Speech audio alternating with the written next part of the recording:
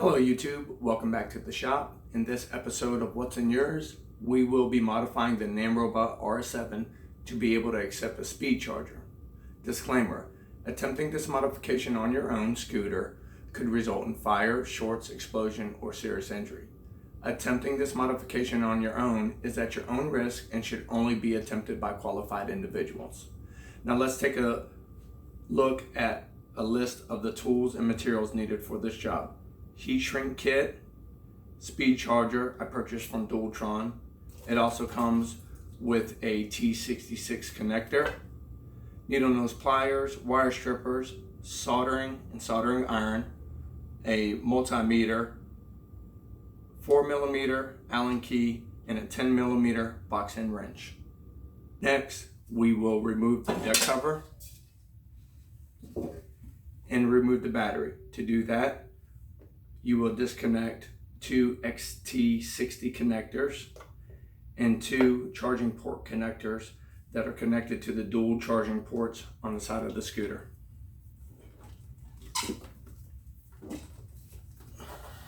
Next, I will locate the wires for the top charging port of the scooter, cut those wires, and I will be keeping the connector. Then remove the top charging port by pulling out from the side of the scooter, and this piece we will no longer use and discard it. Next thing you're going to want to do is verify your positive and negative wire. Here is the old charging port for that, and in this particular scooter I know that my positive wire is red and my negative wire is black. On your scooter you might need to verify that. Here's the old connector with the wire stripped back. Here's the new connector. And then on most chargers or all chargers, you will see a diagram of the T66 connector. In this particular case, 1 is positive and 3 is negative. So on the back of this connector, it's going to have a 1, 2, and 3. So if 1 is positive and 3 is negative, I'm going to land my positive wire on 1 and my negative wire on 3. These wires, positive wire on 1, negative wire on 3. That way when I connect to the charger, it will be properly placed in there so I don't short out the controller or the battery. So next we will be soldering wires onto the end of this and put some heat shrink.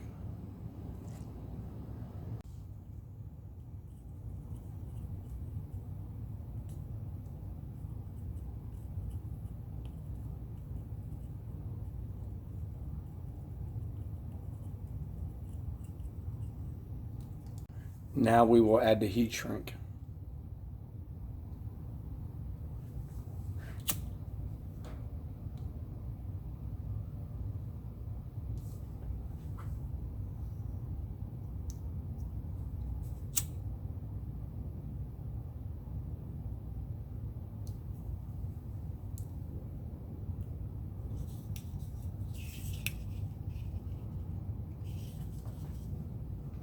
And verify that your wires are correct before you put this last heat shrink on.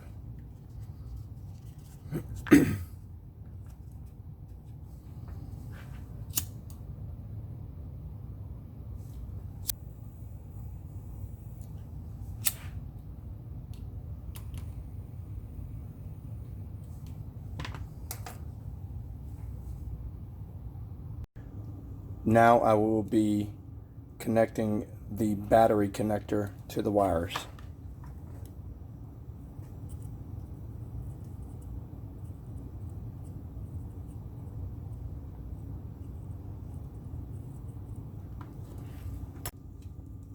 Solder on the negative wire to the battery connector.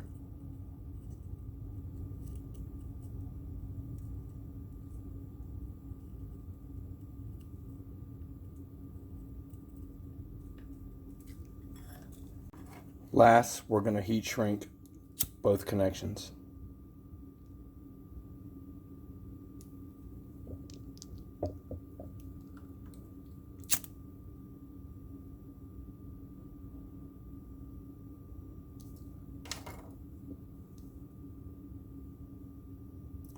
So here's the battery connection. Connected the positive and negative wires, soldered, heat shrunk. And then this is going to be your 66 connector right here, heat shrunk and connected. All right, let's go install it. Okay, folks, next what we're going to want to do is we're going to want to feed this back through the hole of the old charging port and put the new charger in there. But one thing you're going to want to do is salvage the dust cap off of the old connector and the locking nut. So what we're going to do is we're going to put the old dust cap on here, because this acts like two things actually. It's a dust cap, but it's also kind of like a gasket here on the back. So we're going to feed that through like that. And then we're going to take the locking ring, locking nut, and we're going to thread it on there.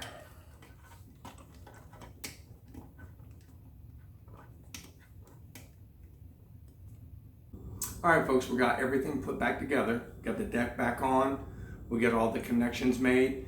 Now let's go a little bit over charging situation here. All right, so in my testing, from dead to full, the brick charger that came with the scooter, you're gonna get about 12 hours.